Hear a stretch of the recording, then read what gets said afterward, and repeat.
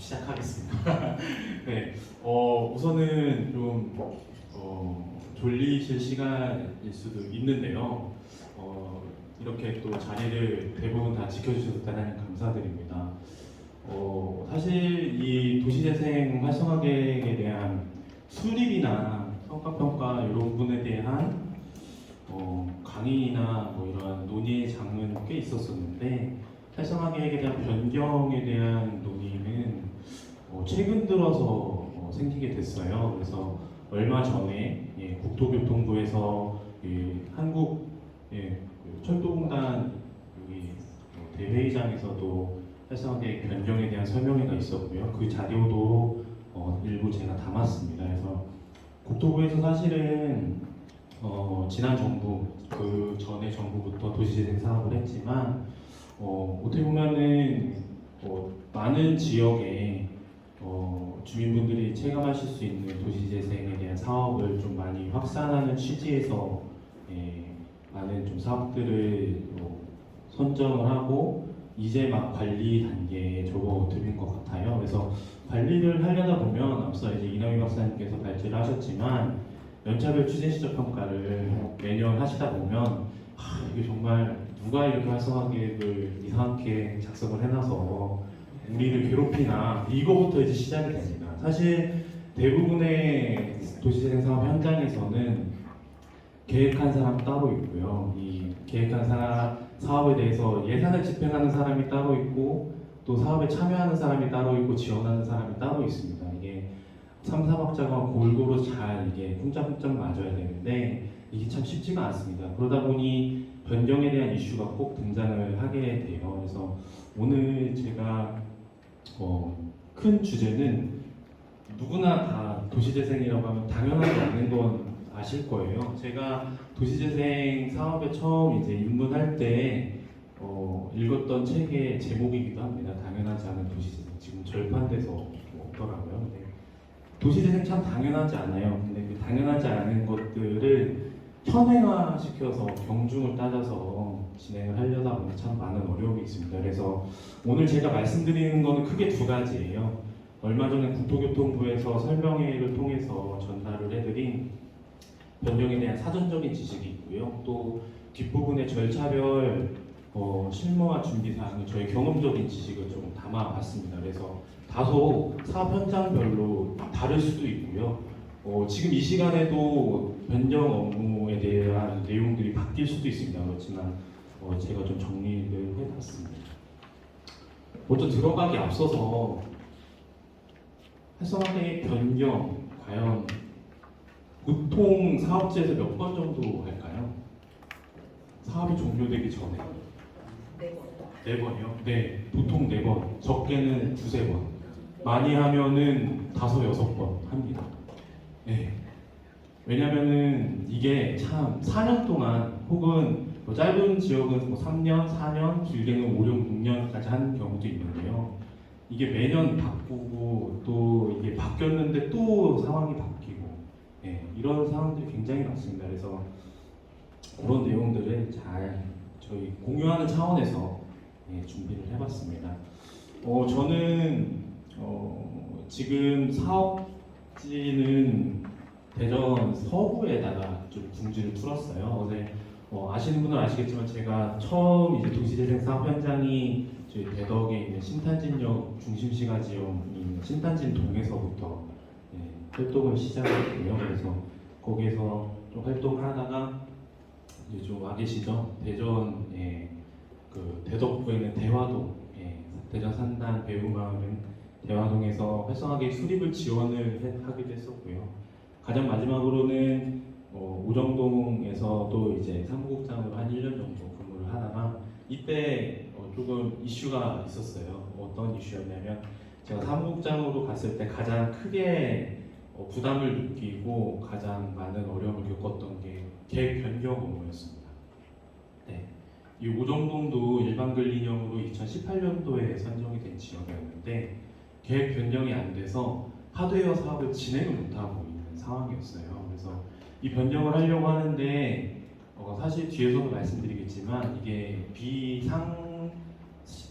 이게 정기적인 업무가 아닙니다. 그때그때 이슈가 있을 때마다 대응을 하다 보니까 이제 행정에서도 이 변경을 얼른 해서 국비 집행을 하고 우리가 이제 신호등을 빨리 빨간불에서 노란불이라고 바꿔야 덜 혼나는데 이거 어떻게 하면 좋을까 뭐 이런 고민을 하시다가 저한테 그런 말씀을 다른 거 할 필요 없다 변경만 해라 그래서 제가 이제 변경을 많이 했었던 것 같아요. 그래서 그때 조금 많이 이 계획을 누가 이렇게 짰으면 이거를 통과시켜준 우리 그 평가위원님들은 어떤 분이며 이러한 조금 나름대로의 환멸 아닌 환멸이 좀 있었던 것 같아요. 그래서 내가 기회만 되면 계획을 해보고 싶다라는 나름의 좀 의지가 생겨서 너무 감사한 기회도 제가 이제 강원도의 그 평창이라는 곳에 가서 한 3년 정도 센터장을 하면서 거기에서도 물론 다른 지역과 마찬가지로 예비 사업이나 뭐 전단위 사업들이 있었지만 주로 제가 또 힘써서 했었던 건 기획 업무였던 것 같습니다. 그래서 평창에서 기획을 하고 이제 현장 센터를 다 이렇게 만들어 놓고 그 다음에 이제 개인적인 육아 이슈가 있어서 다시 이제 복귀를 한 게 이제 대전이고요. 대전에서 이렇게 활동을 하면서 사실 이 공간은 저에게 항상 혼나러 오는 자리였어요. 이 공간이 처음 저희가 세미나를 계획할 때 어디에서 할까라는 의견이 좀 분분했는데 우리 도시명 산업처럼 플랫폼에서 합시다. 도시재생을 하시는 이해관계자분들은 이곳이 약간 상징적인 공간이에요. 왜냐하면 이 공간이 16년도에 선정된 그 경제기반형 사업으로 조성이 된 곳이에요. 그리고 지금 현재 대전세종연구원 위탁 기관인 대전도시재생지원센터에서 운영을 하고 있고요. 근데 여기가 1년에 한 번씩은 꼭 신규 사업 공모에 대한 평가나 이제 최근에는 취재실적 평가에 대한 부분도 같이 진행을 했어요. 얼마 전에 도시재생 종합정보체계에 우리나라에서 하고 있는 도시재생 사업지에 대한 평가 결과가 올라왔거든요. 우수 지역, 양호, 그다음에 보통, 미흡, 매우 미흡 이렇게 4단계로 나눠서 평가가 올라왔는데 매우 미흡 지역은 국비 환수 이러한 이슈도 있어요. 그렇기 때문에 소명을 또 하고 와요. 우리가 지금 너무 안 되고 있는데 이런 것들을 소명하면 국비 환수는 좀 막아줘. 이런 그러한 자리가 이 지금 장소입니다. 그래서 이런 부분들도 같이 좀 말씀을 드리면서 간단하게 그래도 저희 A0 스튜디오 왜 A0냐라고 했을 때 처음에는 글쎄 A0 전지 깔아놓고 하는 그런 스튜디오 일 아니야? 이러한 질문도 받았는데요. 사실 제가 전공이 조경화학을 좀 전공을 했어요. 조경화학을 전공했는데 최근에 이제 날씨가 따뜻해지니까 텃밭에서 작물들이 많이 자라잖아요. A0라는 층위가 있어요. A0 층이라는 게 우리 토양에 가장 자양분이 많은 층위를 A0 층이라고 하거든요. 그래서 저희가 처음 법인을 설립을 할 때 마을에서 지역에서 어떠한 것을 하더라도 충분히 성공할 수 있을 만한 자양분을 쌓는 일을 같이 함께하고 싶다는 취지에서 A0 스튜디오라는 걸 했고요. 그거에 대한 처음 행사가 오늘 이 세미나입니다. 그래서 어떻게 보면은 법인 설립한 지 3개월밖에 안 돼서 굉장히 어떻게 보면 체계도 안 잡히고 정신이 없는 그런 법인 상황인데도 너무나도 즐거운 마음으로 이 자리를 같이 준비를 했습니다. 첫 번째로는 화성하게 변경에 대한 일반적인 이야기를 좀 해드리려고 해요. 이거는 제가 준비한 건 아니고 국토교통부에서 얼마 전에 그 설명 자료도 올려주셨고 설명회도 했어요. 근데 이거를 좀 제가 압축해서 설명해 드리려고 준비를 했고요. 우리나라 도시재생을 보시면 우선은 국가 기본계획으로 도시재생 기본방침이라고 있어요. 2차까지 나왔거든요. 작년에 나왔어요. 여기에서 우리나라 도시재생은 어떻게 하겠다, 어떠한 방향으로 해야 된다라는 게 좀 선언적으로 이렇게 되어 있는 게 있습니다. 그러면 우리 모법에 의해서 전략계획을 수립을 하게 돼 있어요. 대전, 저희 경남에서 고성에서 오셨죠. 고성군도 전략계획이 있고요. 대전에도 대전시장이 보통은 전략계획을 수립을 하지만 다른 지역 같은 경우는 시군 구 단위로 이렇게 전략계획을 수립을 하기도 합니다. 그래서 전략계획을 수립을 하는데 보통 전략 계획을 10년 단위 계획인데 우리 5년 단위로 정비를 할 수 있어요. 변경 혹은 재수립을 할 수 있습니다. 근데 활성화 계획 같은 경우는 실제 그 구역계가 있잖아요. 구역계 안에서 3년, 4년, 길게는 5년 동안 사업을 해야 되다 보니까 요거는 필요시에 변경 가능합니다. 예. 필요시에 변경 가능하다는 건 사업에 대한 변경 수요가 굉장히 많다라는 것을 의미하고요. 변경을 해보셔서 아시겠지만 보통 변경 처음 이제 접하실 때 되게 막막하거든요. 저도 이제 센터에 있었고 코디 팀장, 사무국장, 센터장 해봤고 그 이제 행정 공무원분들하고도 많이 이제 이야기를 나눴었고 지원기구에 계신 분들하고도 이야기를 나눠보면 신규 공모 절차에 대해서는 가이드라인이 많아요. 네, 언제 하겠다, 어떻게 진행을 하면 된다, 평가의 기준은 뭐다. 굉장히 가이드라인은 많은데 변경에 대한 안내 혹은 절차 이런 부분들은 굉장히 아직까지는 없는 편입니다. 그래서 변경을 하려면 어떻게 해야 될까? 그냥 우리가 뭐 지금 이 건물에 지금 이제 4층 건물이라고 예를 들면 한 5층으로 올리고 한 3, 4층은 수익성이 나는 카페로 운영을 하고 1, 2층은 임대를 주고 이렇게 하면 안 돼? 뭐 지금 사업을 진행하려고 하는데도 안 되는 상황인데 뭐 이런 이슈들이 있을 거잖아요. 그렇지만 변경의 기본적인 조건이 있어요. 당초의 사업 취지를 꼭 지키셔야 됩니다. 예, 이게 제가 경험도 해봤지만 주거지 지원형 사업에서 가끔씩 중심시가 지형이나 지역 특화처럼 바꾸시려고 하는 지역이 있어요. 예를 들면 그거예요. 이제 우리가 거점 시설이 조성이 되면 마을 사랑방이나 작은 도서관의 그런 공간이었는데 이게 운영할 사람도 없고 수익성도 안 나올 것 같은 거예요. 그러니 이제 지역에 계시는 주민협의체 혹은 마을관리 사회협동조합에서 행정한테 건의를 합니다. 센터를 통해서 이거 나중에 마을조합이 위탁을 받아서 혹은 사용 허가를 받아서 운영을 하게 되면 수익성도 안 나오고 잘 안 될 것 같아서 이 공간을 지금 설계 단지에서 좀 바꾸면 어때? 라고 했을 때 그럼 바꾸는 거는 어떤 공간으로 했으면 좋겠어요? 라는 또 행정에서의 물음이 오잖아요. 그럴 때 이제 대부분의 지역에서는 그래도 우리 마을 조합에서 좀 수익성이 나는 최근에 또 이슈가 되는 게 거점 시설이 운영이 안 되고 이제 운영을 포기하고 그 공간을 행정에서 기간제 근로자나 공공 일자리로 채우는 그런 이슈들 혹은 문을 닫아놓고 운영이 안 되는 이슈들이 많다 보니 이제 지역에서는 그러한 논의들도 있는 거예요. 그러다 보니 마을 카페 혹은 뭐 게스트하우스 뭐 이런 것들은 자주 등장하는 용어입니다. 안 된다는 거죠. 안 되는 건 아닙니다. 지자체 자체 재원을 투여해서 5층, 6층으로 올리는 거는 뭐라고 하지 않아요. 그게 수요가 있다면. 하지만 국비와 도비, 시도비가 같이 매칭이 되는 소위 이제 마중물 사업이라고 하잖아요. 거기에서는 우리 처음에 계획이 통과되고 승인 받았을 때 계획의 성격에 준해야 한다라는 거죠. 그리고 종전 계획보다 동등 이상의 효과. 이거는 국토부 굉장히 수치로 좀 표현을 해요. 제 경험상 공용 주차장을 만드는데 80면을 만든다고 했는데 실제 설계를 해보니 72면밖에 안 나와요. 그럼 나머지 8면은 어떻게 할 건데? 이러한 근데 물론 국토부 입장에서도 이게 다 나중에 성과관리나 평가도 국토부에서 자체적으로 하지 않습니다. 특위나 실무위원회에서 다 통과가 돼야 되는 부분이기 때문에 어쩔 수 없는 거지만 어찌됐건 변경을 한다라고 했을 때 규모가 줄어지는 거, 약간 지양, 그 다음에 당초 사업 취지가 반하는 것도 약간은 지양 이렇습니다. 여기 자료를 그냥 읽어보시면 되고요. 저는 이제 주요 키워드별로만 말씀을 드리면 우리 변경을 할 때 저는 이런 말씀을 드리고 싶어요. 사업 선정이 되고 평가받을 때는 국토부나 지원기구가 다소 껄끄러운 조직이에요.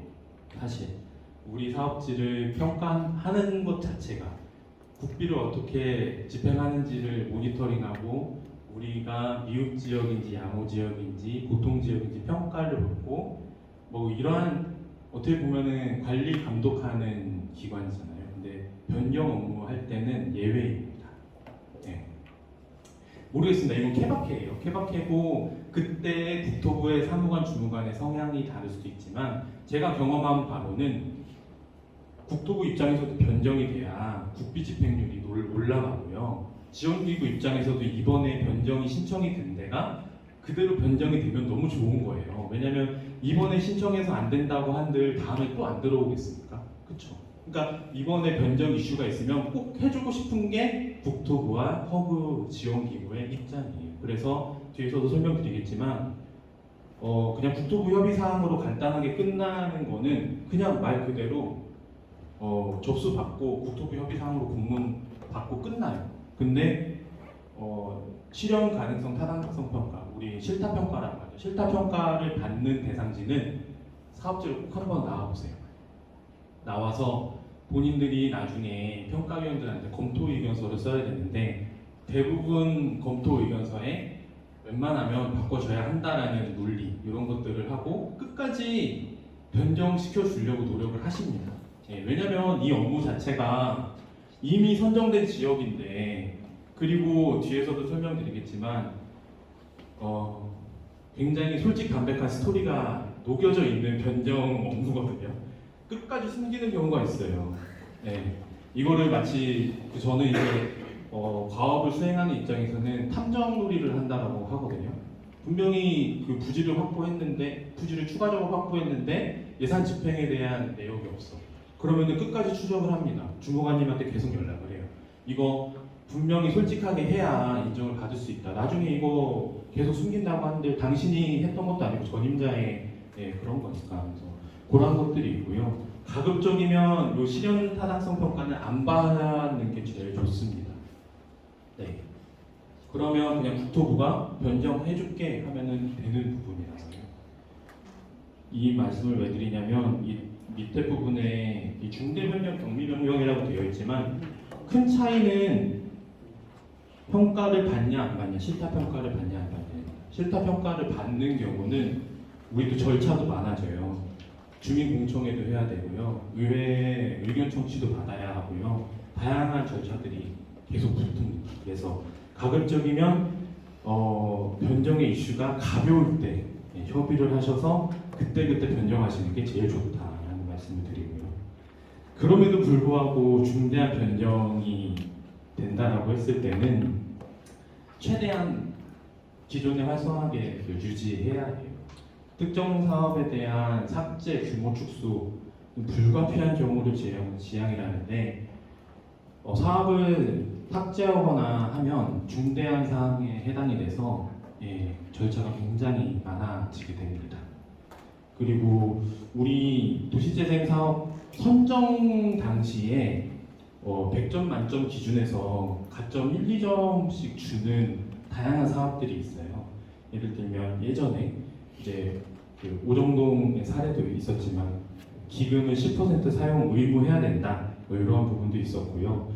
다른 신갈 오거리 같은 스마트 도시재생 사업 같은 경우는 30억 원을 추가 지원한다 이런 조건들이 있는데 변경을 하면서 이런 것들이 없어지면 안 된다라는 겁니다. 왜냐하면 여기에서 그 지자체에서 이렇게 한다라는 조건 하에 사업을 선정시켜줬는데 이제 와서 변경할 때 이걸 삭제한다? 안 된다고?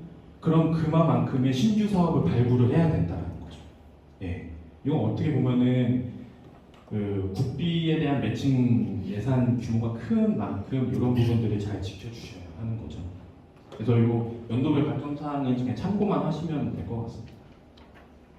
그다음에 세부 추진 사업 일정도 조정을 해야 돼요. 우리가 가끔 그런 경우가 있습니다.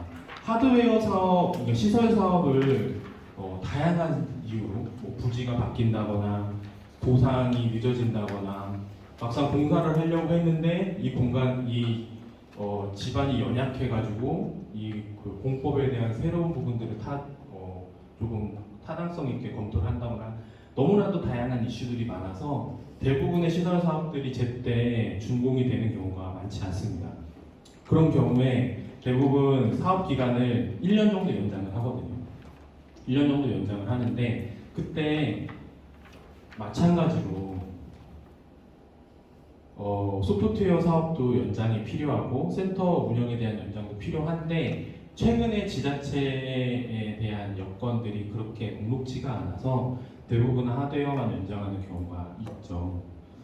뭐 특별한 사유가 없는 경우는 후반부로 미루는 것도 지양을 합니다. 이게 뭐냐면 뒤에서도 설명드리겠지만 우리가 그 시설에서 거점이 조성이 되면 3년 차부터 하려고 했었던 사업이 있을 거예요. 근데 거점이 조성이 안 돼요. 마지막 해에 조성이 될 것 같아. 그러면 마지막 해에 다 몰아서 한다라는 거는 말이 안 된다라는 거죠. 그러면 어떻게 해야 되느냐? 그 사업 기간을 n분의 1로 쪼개서 뭐 2억짜리 사업을 5천만 원만 하겠다. 이런 것들은 변경이 인정이 된다라는 겁니다. 근데 시설 사업이 다 조성이 되고 마지막 해에 2억을 다 쓸게. 요거는 인정이 안 된다라는 거죠. 예, 산술적으로 봤을 때도 그런 내용입니다. 그리고 가장 싫어하는 게 있습니다. 가장 싫어하는 거. 예, 요거는 변경 요청서 써가서 들이밀면 이건 안 돼요라고 하는 게 뭐냐면 소프트웨어 사업 예산을 줄여서 그 감액된 만큼 하드웨어에 더 넣을게. 이거는 NO. 예, 진짜 그건 안 받아줘요. 받아주는 경우가 왕왕 있는데 어떻게 받아주냐면 여기에도 설명이 돼 있어요. 소프트웨어 사업을 해도 수요가 없어. 도시재생대학을 20번 한다라고 했는데 10번 했는데 11번째 도시재생대학을 하려니까 수요가 안 나와요. 더 이상 주민분들도 참여의 의사가 없어. 그러면 딱 10번만 하고 나머지 10번에 대한 예산을 옮기는 것까지는 인정이에요. 그런데 우리가 하드웨어 사업 예산이 증액될 수밖에 없어요. 네, 각종 또 사항들이 많죠. 해외에 대한 이슈, 뭐 원자재 가격이 상승하고, 뭐 인부 노임 단가도 상승을 하고 다양한 이슈들이 있어서 보통 하드웨어 사업 예산이 많이 증액을 하는데 그 하드웨어 예산이 증액을 하는 데 있어서 변경을 수월하게 되는 데는 다 자체 지방비로 매칭을 합니다. 네. 근데 이제 지방의 재정 자립도가 좀 떨어진 지역들은 이제 그 소프트웨어 사업을 좀 줄이고 한 2, 3억 정도라도 줄여서 그걸 하드웨어 사업에 옮기고 싶어 하거든요. 그러면 그러한 감액에 대한 타당성을 인정받아야 된다는 거죠. 예, 너무나도 당연한 얘기지만 막상 실무자들 입장에서는 진행도 안 되고 골치도 아프고 해도 이 주민분들과 사와 이제 과업을 수행하는 용역사가 너무나도 어렵게 수행해서 이제 굉장히 단계 올라가는 이 소프트웨어 예산, 요 예산을 약간은 줄여서라도 나중에 이제 사용을 하려고 하는 하드웨어를 태우고 싶어하는 그런 꿈틀거리는 욕망들이 있는데 그런 것들은 원천에 차단을 하는 그런 상황입니다. 그래서 이런 부분들은 참고만 하시면 되고요. 아까 이남희 박사님이 말씀하셨지만 변경을 할 때 성과지표도 그럼 수정을 해야 됩니다. 예, 지금 말씀드린 것처럼 소프트웨어 사업 변경하게 되면 횟수나 그런 부분들이 자연스럽게 변경이 되잖아요. 그러면 우리 세부 사업별로 성과지표가 있거든요. 지자체 지표 그런 것들은 조정을 하셔야 됩니다. 만약에 세부 사업이 사라져요. 그러면 성과지표도 사라지게 되고 그런 부분들은 좀 유연하게 성과지표와 연계성도 보셔야 되고요. 제가 가장 제가 이제 그 활성화계 변경 업무 실무를 많이 해본 적은 아니지만 가장 먼저 지자체랑 일을 할 때 요구하는 자료가 연차별 추진 실적 평가 보고서. 사실 그게 첫 번째거든요. 왜냐면 한 해 농사를 어떻게든 잘 그리고 없는 자료 있는 자료 긁어 모아가지고 증빙 자료 만드시고 어떻게든 좋은 평가 받아야 하기 때문에 거기가 다 자료들이 추적이 되거든요. 그래서 연차별 추진 실적 평가를 준비하시다 보면 자연스럽게 이거 내년에 변경해야겠는데 혹은 이러다가는 큰일 나겠는데 야 이거는 경미한 수준이 아니라 중대한 변경까지 가야겠는데 그러면은 때로는 그럴 수도 있어요. 변경 업무라는 것 자체가 제일 좋은 건 행정공무원이 요청서 쓰고 증빙자를 만들어서 다이렉트로 국토부랑 허그 지원기구랑 소통을 하면 제일 좋은데, 대부분 행정공무원들도 우리 사업 하나당 국비가 한 150억에서 200억, 크게는 마중물 사업 예산이 다 그렇잖아요. 그 사람들은 예산 집행하기가 너무 힘들어요. 그렇기 때문에 이 변경 업무도 도맡아기가 쉽지 않고, 그래서 국토부에 언지를 하는 거죠. 취재시적 평가를 할 때 우리 변경의 이슈가 있어요. 예, 내년에 꼭 변경 요청서랑 증빙 잘 준비해서 변경을 할 건데, 이러한 부분들이 좀 변경에 어려움이 있어요. 이런 것들을 이제 말씀을 하시곤 합니다. 예, 그렇게 추진을 하지 않으면 나중에 국토부 입장에서는 괘씸죄를 적용을 하죠. 이거 왜 이렇게 만들었지? 우리랑 사전에 소통도 없이 5층짜리 만들어야 되는데 3층짜리 만들어 놓고 준공해서 우리 사업비 정산할 때 인정해 달라고 하면 인정 안 해주거든요. 그러면 40%의 국비 환수합니다. 그러한 경우들이 있어서 좀 말씀을 드리는 거고요. 이런 부분들은 사업비 편성 지침은 항상 매년 조금 업데이트 되지만, 가장 크게 업데이트 됐을 때는 윤석열 정부 들어와서였어요. 사실 이제 문재인 정부 때 도시재생 뉴딜은 소프트웨어 사업, 프로그램 사업 해도 국비 이제 마중물을 해도 되고, 현장지원센터 운영 예산 태워도 되고, 뭐 다양한 것들이 있었고, 마을관리 사회협동조합 지원부, 초기 지원분도 할 수 있었는데, 윤석열 정부 오면서 그런 것들 지자체 자체적으로 재량껏 해도 된다기 때문에 그런 부분들은 뭐 이렇게 포함이 됐는데, 모르겠습니다. 현 시점 기준으로 말씀을 드리자면 현재는 이렇고요.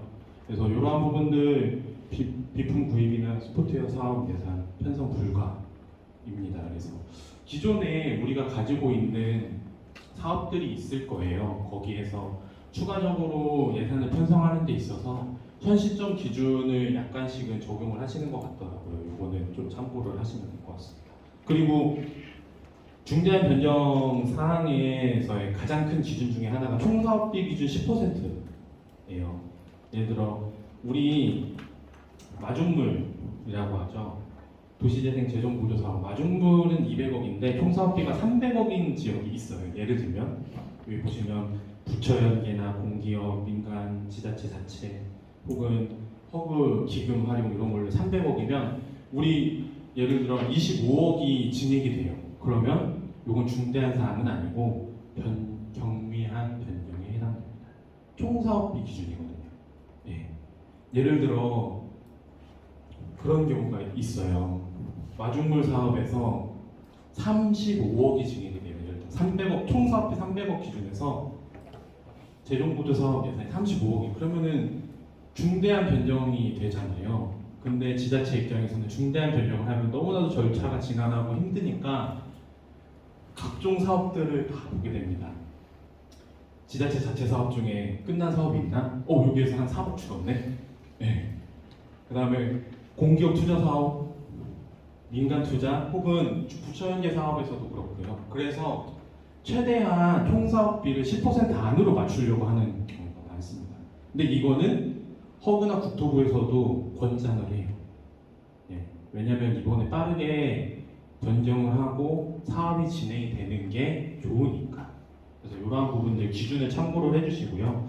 나머지 시간은 절차별 실무화 준비, 요거는 이제 저의 경험적인 지식을 좀 말씀드리려고 해요.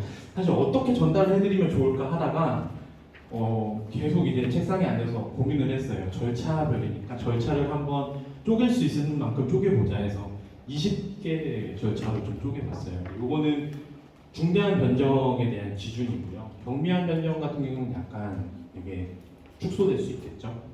크게는 네 가지 단계입니다. 변경 검토 및 협의 단계, 관련 절차 이행 단계, 실타 평가 단계, 확정 고시 단계인데 제가 중요하다고 생각하는 거는 이 앞이에요. 앞단이 제일 중요합니다. 협의 단계, 변경에 대한 내용을 검토하고 협의하는 단계. 여기에서 결정나요, 대부분. 여기에서 승부가 결정된다. 그래서 간단하게 말씀을 드리면요, 우리 변경 업무 다 해보셔서 아시겠지만 제가 그냥 정리를 쭉 한번 해드린다는 마음으로 이 사업 자료를 좀 준비를 했어요. 보통 우리 처음에 변경 이슈를 검토하게 되죠. 누군가는 입에서 나와요. 하지 말아야 될 말. 변경해야 되는 거 아니에요? 그러면은 그때부터 이제 눈치 게임 시작되거든요. 직무 수행 누가 하지? 변경 업무 누가 해? 행정에서는 센터에서 해야 될 것 같고, 센터에서는 하드웨어 중심이니까 주무관님이 해야 될 것 같고, 근데 주무관 입장에서는 나 이거 못할 것 같은데, 나 지금 이 사업 발주하기 바쁜데, 주민분들 입장에서, 마을조합 입장에서는 우리가 나중에 운영하고 받아야 되는 거점이 이렇게는 우리는 받기 어려운데 빨리 변경해줘 이러고, 그럼 누가 해? 예, 눈치 게임의 시작인 거죠. 제일 좋은 건 공무원이 주도해서 사업에 대한 변경 요청서를 쓰고요. 중간 지원 조직이 주민협의체나 마을조합의 의견을 받아서 증빙 자료나 혹은 변경의 사유를 보완하는 게 제일 좋습니다. 하지만 제가 지금 말씀드린 건 너무 아름다운 스토리고요. 사실 그렇게는 안 되고 대부분 이제 지자체의 재원의 유무 혹은 재원의 가용 한도에 따라서 이제 과후 수행사를 선정을 해서 이제 용역을 발주를 하죠. 보통 이렇습니다. 중대 경미 변경 사항 중에 해당 유무를 재빠르게 파악하셔야 돼요. 왜냐면은 저희끼리 솔직하게 말씀드리는 거니까 중대한 변경과 경미한 변경에 대한 업무 수행 난이도가 상당히 다릅니다. 뒤에서도 말씀드리겠지만 작성을 해야 할 문서나 인쇄되는 보고서의 양의 수준이 너무나도 다르기 때문이죠. 그리고 난이도도 상당해요. 우리 사업에서 폐지나 신설이 된대요. 이거 얼마나 힘들어요. 10% 이상 증액이 됐대요. 왜 증액이 됐을까? 면적이 10% 이상 변경됐다는 건 새로 부지를 만들었거나 부지 확보를 못해서 옮겼거나 굉장히 중대한 사안인 거죠. 그래서 저희가 업계에서 판단을 했을 때 중대한 변경은 거의 활성화 계획을 한 번 더 재수립해서 실타 평가를 받는다. 신규 공모 정도의 난이도입니다. 경미한 수준은 국토부에서 판단을 해서 이 정도는 우리 여기 평가위원분들한테 평가단한테 평가받지 않아도 국토부가 판단했을 때 이 정도는 사업 취지에 반하지 않고 충분히 협의 가능합니다 라고 하면은 경미한 변경인데 걔 중에도 이거는 자신이 없어요.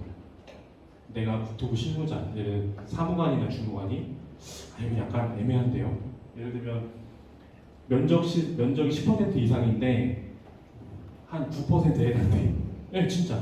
혹은 통사업비가 10% 이상 증액하면 한 8% 정도 돼요.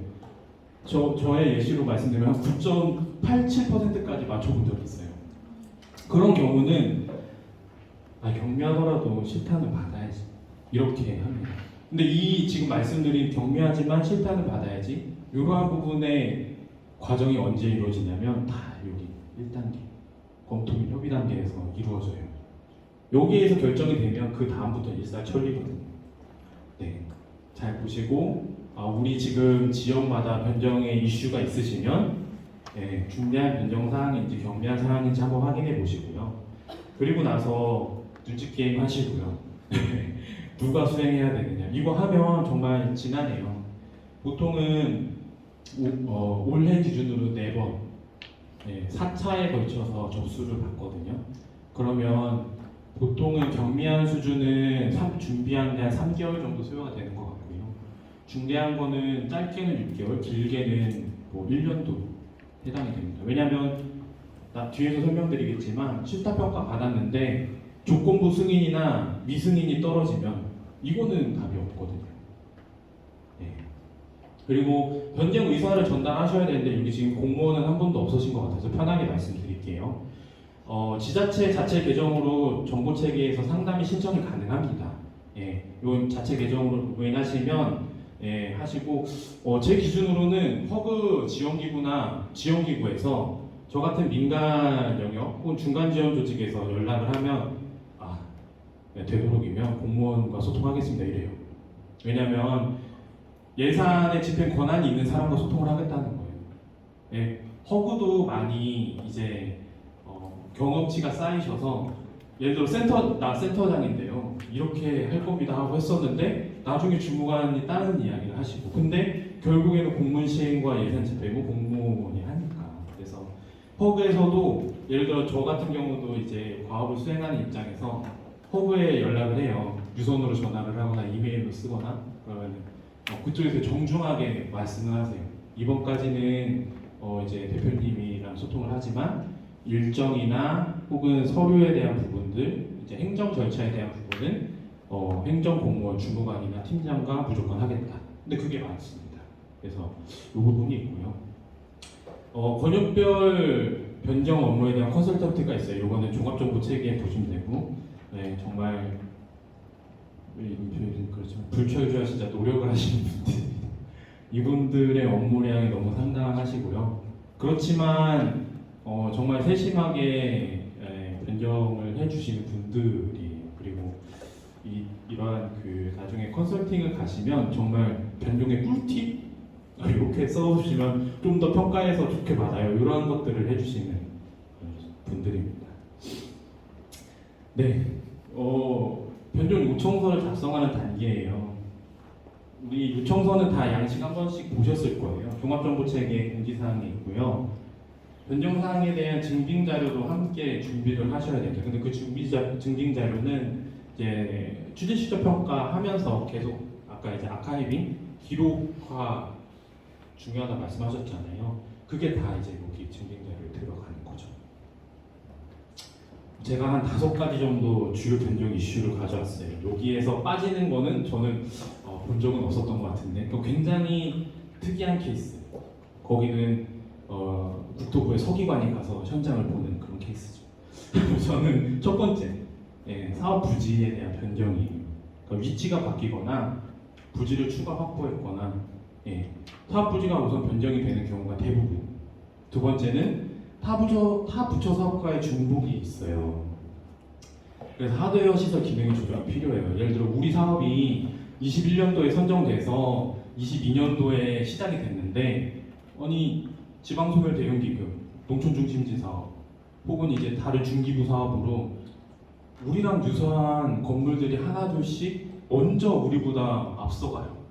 설계가 됐고 막 착공이 시작이 됐어요. 근데 우리 사업으로 똑같은 다함께 노동센터나 도서관이나 카페를 조성한다라고 했을 때 물론 국토부가 이게 변경에 대한 이슈를 가져가지 않고 그냥 가면 상관없어요. 대부분 지자체에서는 이렇게 중복되는 시설에 대해서는 기능을 좀 조정하고 싶어 하세요. 왜냐면은 지자체 재원이 그렇게 넉넉지가 않고 가급적이면은 효율적으로 지역에 계신 주민분들에 대한 편의 제공이나 뭐 도시에 대한 기능을 최대한 확보해드리고 싶어하는 마음이 있고 요 사례는 제가 최근에 담당했던 사례인데 이 도시재생 거점이 2개예요. 크게 2개인데 인정사업으로 하나 받으셨고요. 근데 여기 주차장, 뭐 농림부 사업, 국토부 또 사업, 이제 산림청 사업, 우리 구역계 안에만 4개가 추가적으로 들어왔고요. 근데 거기에서 끝나는 게 아니고 도보로 하나, 둘, 셋, 4개가 또 있어요. 도보권으로 500m 반경 안에. 이게 최근에 우리나라 인구 감소 지역의 읍면 지역의 가장 좀 문제예요.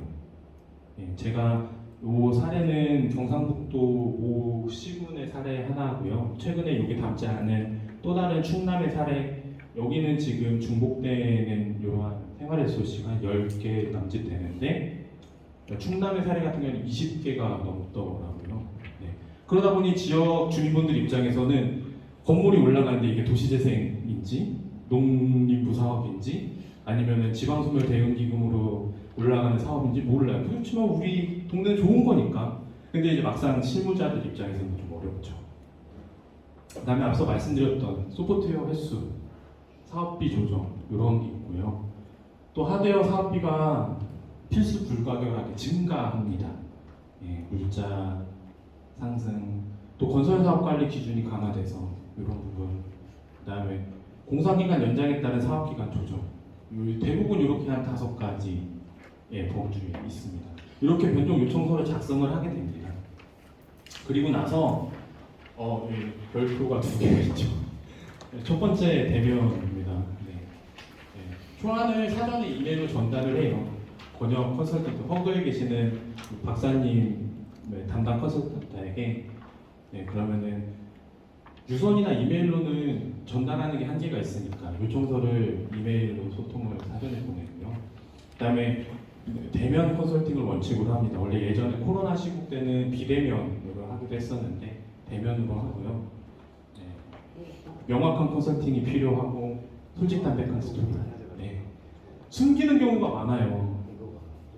진짜 사업비에 대한 부분도. 그래서 컨설팅 받고 와서 변경의 내용이 추가되는 경우가 다반사입니다. 그래서 그런 것들을 정말 처음에 가면 컨설턴트 분들이 그 얘기를 하세요. 다 말씀하셔야 된다. 내가 잘못한 건 아니지만 다 말씀하셔야 된다. 그래야 도움 드릴 수 있다. 그래서 이러한 것들이 있고요. 좀 불편하시겠지만 대면이기 때문에 부산 문현동까지는 가셔야 돼요. 거기 가시면 이제 별도의 컨설팅 장소가 있습니다. 그래서 대부분 기초 관계자 정도만 갑니다. 여기 행정 셋더 플러스 알파, 알파는 이제 뭐 용역을 하게 되면 용역 수행사 이렇게 적용되겠죠. 혹은 마을 조합이 있으시면 마을 조합 이사장 이 정도가 있을 것 같습니다. 이때는 요청서나 증빙 자료, 그다음에 당초 활성화 계획이 필요합니다. 가장 최근에 고시된 활성화 계획, 기존의 활성화 계획에서 어떻게 변경이 되는지 같이 크로스 체크하면서 보셔야 되니까요. 컨설팅 주요 사항이 있어요. 이게 중대한지 변경, 경미한지 어떤 사항에 해당하는지가 가장 중요합니다. 그리고 그럼 이번에 신청 가능할까요? 만약 이번에 좀 어려울 것 같은데요 하면은 이제 이제 한 3개월 동안 더 이제 힘들어지는 거죠. 금액 이번에 변경 신청을 하려면 보안사항이 무엇인지 이런 부분들 꼭 확인을 하셔야 되고요. 향후 절차, 만약에 중대한 사항이거나 혹은 중대하지 않더라도 이 부분은 빨리 국토부랑 협의를 하셔서 실타 평가 유무를 확인해야 된다고 했을 때 가장 빠르게 신속하게 국토부와 협의 일정을 잡으셔야 됩니다. 그래서 이렇게 한 4가지 정도 컨설팅을 하시면서 하시면 되고요. 그리고 나서 다녀오셨으면 국토부 협의 자료를 준비를 하시면 돼요. 근데 여기에서 제가 이 4가지 적어놨는데 이게 결국에는 나중에 검토 요청서, 국토부에서 이 변경에 대한 검토 의견서에 대한 기준입니다. 변경 불가피성, 여기는 꼭 변경을 해줄 수밖에 없다. 두 번째, 대안 도출의 충실성, 변경을 하게 됐는데 기존의 사업을 어떻게 변경했는지에 대한 대안 도출, 변경 계획의 적합성, 증빙의 충분성, 이런 4가지 정도를 보고 상중하로 판단을 하신다는 걸 오프 더 레코드로 확인을 했고요. 네, 너무나도 중요해요. 국토부 협의. 여기에서 모든 게 다 결정이 됩니다. 국토부 세종으로 가셔서 청사에서 이제 청사 출입을 위한 사전 등록도 하세요. 차량이 있으면 차량 등록도 하시고, 우리가 언제 국토부 가서 방문증 갖고 한번 출입을 해보겠습니까? 이때 가시는 겁니다. 그래서 가셔서 이제 국토부 협의도 대면으로 하셔요. 그래서 이때는 국토부 변경 담당자, 그다음에 허브에서 오시고요. 그다음에 기초 관계자 갑니다. 여기에서는 이게 룰은 아니에요. 규칙은 아닌데 변경 요청에 대한 브리핑은 담당 공무원이 하시는 게 제일 좋습니다. 그래야 국토부 입장에서도 이 지역은 담당 공무원이, 물론 저 같은 과업수행사가 있으면 제가 막 준비하고 제가 썼으니까 말씀드릴 수 있겠죠. 그렇지만 국토부 입장에서는 그게 아니고 행정에서 정말 이거를 책임질 수 있는 사람이 브리핑 해주면 더 좋아하죠. 요거는 나중에 실타평가 때 평가장에서도 마찬가지. 그래서 브리핑은 공무원이 하시고요. 질의에 대한 답변만 센터나 용역사가 하는 경우가 있습니다. 여기에서는 앞서서는 주요 확인 사항이 있잖아요. 되게 애석하게도 죄송한 얘기지만 여기에도 이제 도시재생지원기구와 관계 있는 분들이 있을 수 있는데 도시재생지원기구도 결정의 권한이 없습니다. 네. 지원기구는 확인 검토만 해주시는 거고요. 국토부 협의 때 결정이 돼요. 그래서 제가 이때 중요하다는 거죠. 변경사항이 중대한지 경미한지, 경미하더라도 실타평가를 받아야 되는지 이때 결정됩니다. 국토부에서 이거는 경미하고 그냥 협의사항으로 끝내시죠 하면은 그대로 가는 거고 나머지 부분 다 마찬가지입니다. 그리고 나서 재빠르게 돌아와요. 우리 실타평가 기준으로만 간단하게 브리핑하고 말씀드리겠습니다. 국토부에서도 각종 보완 요구사항이 막 쏟아집니다. 그거를 재빠르게 보완을 해야 하는데요. 이때부터 하나 업무가 추가되는 게 변경 활성화계획 보고서를 작성해야 돼요. 그러니까 어떤 이야기냐면 기존의 활성화계획 보고서가 있잖아요. 근데 그 기존의 활성화계획 보고서가 우리가 변경을 하려고 하는 내용이 포함된 변경 활성화계획서를 이때부터 쓰셔야 됩니다. 이게 나중에 우리 최종적으로 변경 요청서 제출을 할 때 필요한 서류예요. 근데 이 앞 단계에서 진행을 할 수 있는데 국토부 협의 때 변경되거나 추가적으로 검토되는 의견들이 있다 보니 국토부 협의 다녀오시고 나서 이때부터 변경 활성화계획 보고서를 작성하시기 시작해야 됩니다. 이것도 꽤나 시간이 많이 걸리고 필요에 따라서는 다양한 이미지 작업이나 조감도가 필요한 상황이라 시간이 좀 걸립니다. 요거 하는 투트랙으로 행정 절차 이행하셔야죠. 공청회랑 의회 의견 청취가 필요한데요.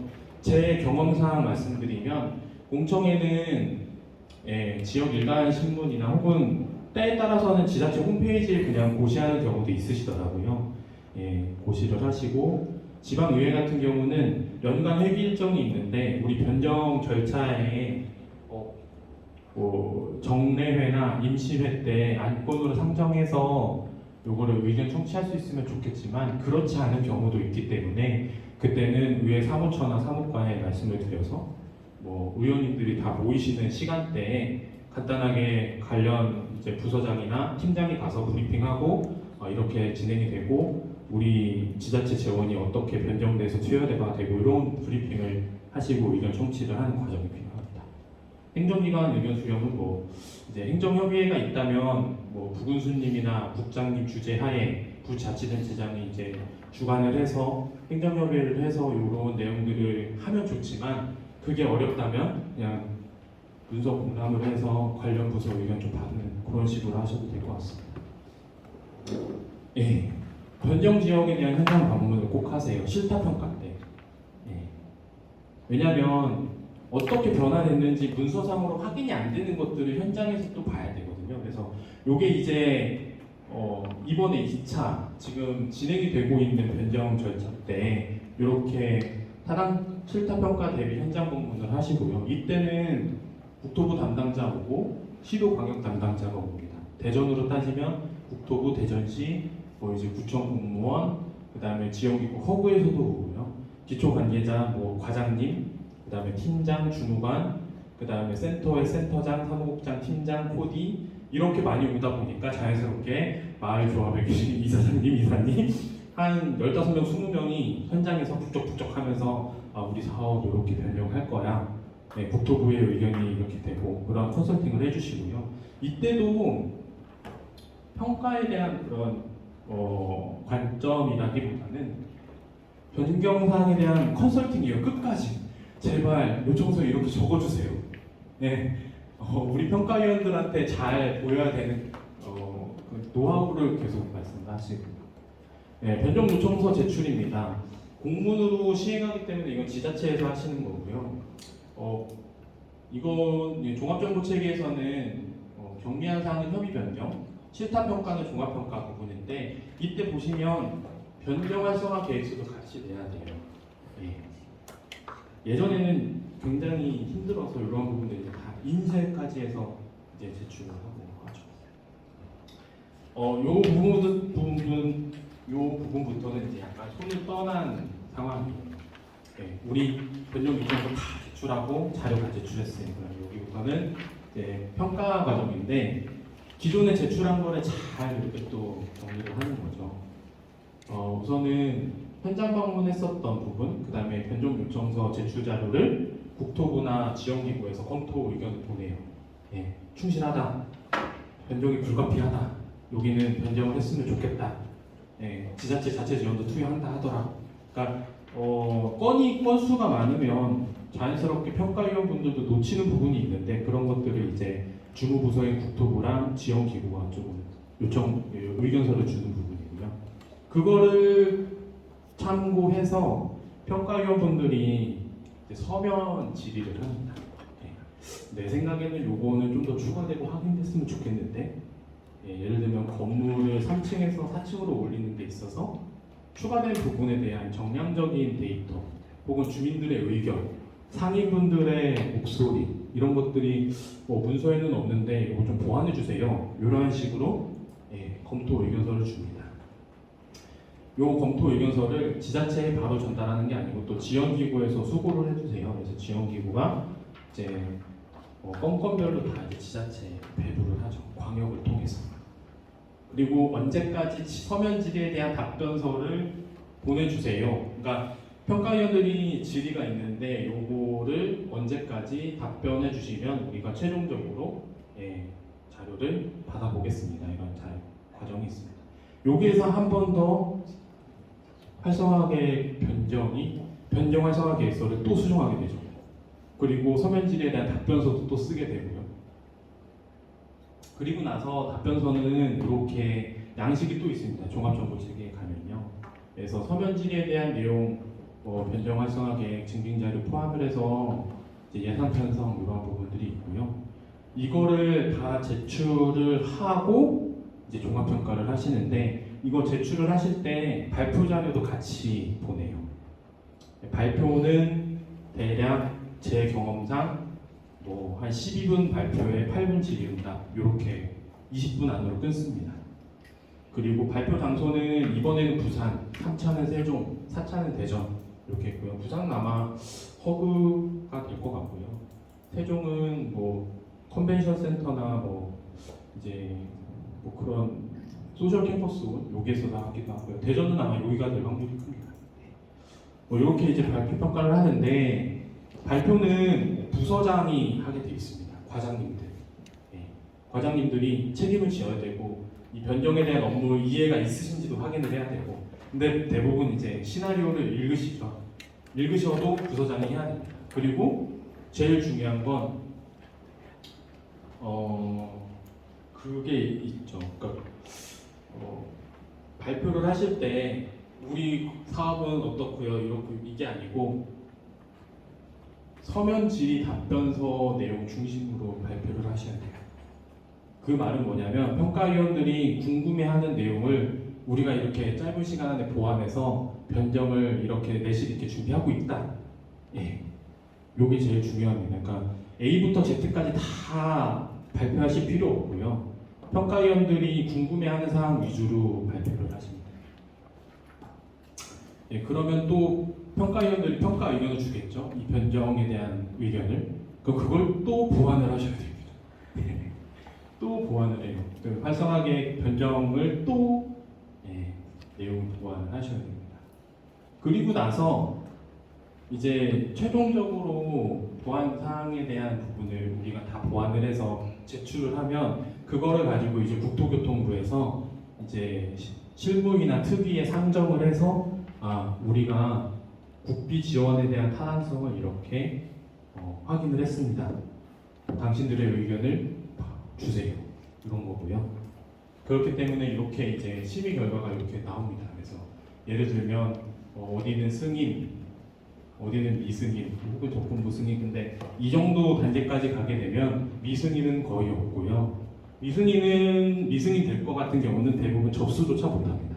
그래서 대부분 승인이나 조건부 승인. 조건부 승인도 재빠르게 또 언제까지 보완을 해야 된다라는 부분이 있고. 그래서 이 심의 결과에 대한 내용을 또 어떻게 조치하겠다는 내용을 또 보내야 됩니다. 네, 굉장히 절차가 많은데요. 그리고 나서 마지막 부분인데요. 요 부분에 대해서 약간 오해가 있는 지자체가 있어요. 저도 경험을 했어요. 보통 국비 지원 타당성을 다 평가를 받아요. 예를 들면 마중물 사업이나 부처 연계 사업, 그러니까 국비를 받는 사업들에 대해서 이미 평가가 됐는데 우리 지방 도시재생위원들, 대전으로 따지면 대전 도시재생위원분들이 또 마중물 사업에 대해서 가타부타 이야기를 하시는 경우가 있어요. 이거는 우리 그 법 체계 안에서 잘못된 부분입니다. 이미 상급 기관인 국토부와 특위에서 국토부에서 지원하는 혹은 국가 재정을 지원하는 사업에 대해서 평가가 다 돼서 여기까지 왔는데 저는 이제 강원도에 있을 때는 그런 일이 있었거든요. 아니 이 사업 통과돼야 돼? 이미 확정이 돼서 국비 언제 주겠다고 이제 공문이 날라온 사업을 그게 참 안타까워요. 그 도시재생위원회도 건축하시는 분, 디자인하시는 분, 문화, 예술, 뭐 경관, 조경 그 분야에만 특화된 전문가분들이 모여 있는 의결 기구잖아요. 그러다 보니까 본인이 보셨을 땐 이건 부적당한 사업인 거예요. 그래서 막 어떻게든 막 이거 안 돼라고 해도 그건 잘못된 거다. 왜냐하면 제가 말씀드리는 건 뭐냐면 지방도시재생위원회 보통 시도 단위가 있고요. 좀 큰 도시 같은 경우는 기초 단위도 있습니다. 여기는 국가지원상 이외의 사업을 심의하는 거예요. 예를 들면 지자체, 공기업, 민간. 네. 요거 챙겨주셔야 돼요. 예를 들어 나중에 요게 안 계시지만 행정공무원이 우리 지방 심의도 받아야 돼요. 지방위원회인데 마중물 사업 예산만 변경을 했는데 받으래. 그러면은 이거는 아니라고. 이거 관련된 조항이 그 국토부 설명 자료에 있어요. 그래서 이거 꼭 말씀을 드리고요. 마지막으로는 이제 이 단계까지 오시면 굉장히 이제 힘든 단계이긴 한데 변경 고시를 하게 됩니다. 시행령에 따라서 보통 홈페이지나 공고에 고시를 하시고요. 30일 이상 하시게 되어 있습니다. 굉장히 절차가 많죠. 그렇습니다. 여기까지 제가 이제 준비한 내용이고요. 굉장히 좀 많은 내용들이 있어요. 근데 제일 중요한 건 재빠르게 변경에 대한 해당 여부 그리고 이때 약간 좀 잡음이 나죠. 누가 변경을 맡아서 할래? 네. 그리고 대면 컨설팅 때 다 말씀하시는 게 좋습니다. 네. 제가 수행하는 입장에서 대면 컨설팅 때 말씀을 안 하셨던 걸 다녀오고 나서 마음에 걸리셨는지 이메일로 막 날라와요. 이번에 변경에 넣어야 되는데 넣어주세요. 그럼 이제 지원기구 입장에서는 그 내용을 모르고 있던 내용을 요청서에 담아달라고 해요. 근데 보시면 아시겠지만 이 요청서 내용을 토대로 해서 국토부 협의를 가야 돼요. 국토부 협의 전에 또 달라져요. 그리고 나서 국토부 다녀오고 나서 또 달라져요. 또 추가돼요. 그래서 제가 말씀드리는 건 뭐냐면 변경을 하시기 전에 행정과 센터 그 다음에 마을조합 이사장님들 포함해서 이해관계자분들이 우리 여기까지 이번에 변경하자. 딱 요거만큼은 우리가 꼭 변경해야 돼. 이건 너무 불가피하니까 그렇게 딱 정하고 시작하셔야지 이게 굴비 없듯이 야 이거 변경했는데 저것도 해볼까? 이번에 하는데 이것까지 해보자.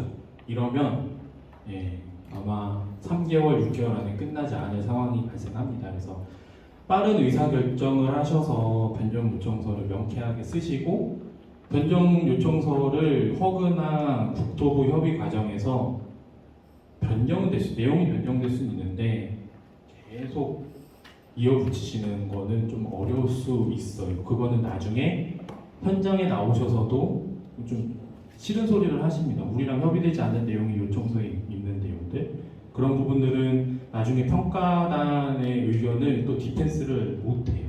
그렇기 때문에 가급적이면 솔직 담백하게 우리가 할 수 있는 부분만 딱 정해서 명쾌하게 변경을 하시면 좋을 것 같고요. 제가 준비한 내용은 여기입니다.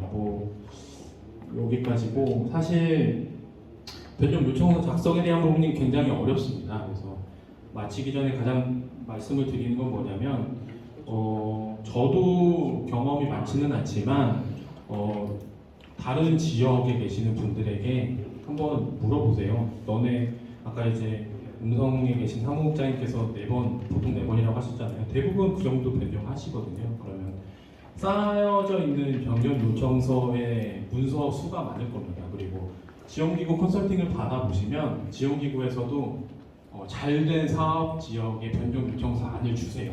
요거 참고해서 좀 작성해 보세요. 이렇게 하시거든요. 그래서 변경이라는 부분이 그렇게 어렵지는 않지만 딱 누가 어떻게 어느 정도 할 건지만 명쾌하게 해놓고 시작을 하시면 그래도 좀 수월하게 되지 않을까라는 말씀을 드리고요. 네, 제가 준비한 내용은 여기까지입니다. 혹시 추가적으로 더 말씀 나누실 게 있으면 세션 3에서 말씀 나누면 좋겠습니다. 네, 감사합니다. 오늘 강연이 마을관리사회적협동조합 운영에 도움이 되었기를 바랍니다. 이 강연은 주식회사 공공도시의 사회공헌 프로젝트로 매월 첫째 주 수요일 오후 2시 줌에서 실시간으로 진행됩니다. 더 많은 유익한 정보를 놓치지 않으려면 구독과 알림 설정을 부탁드립니다. 다음 강연에서 또 뵙겠습니다. 감사합니다.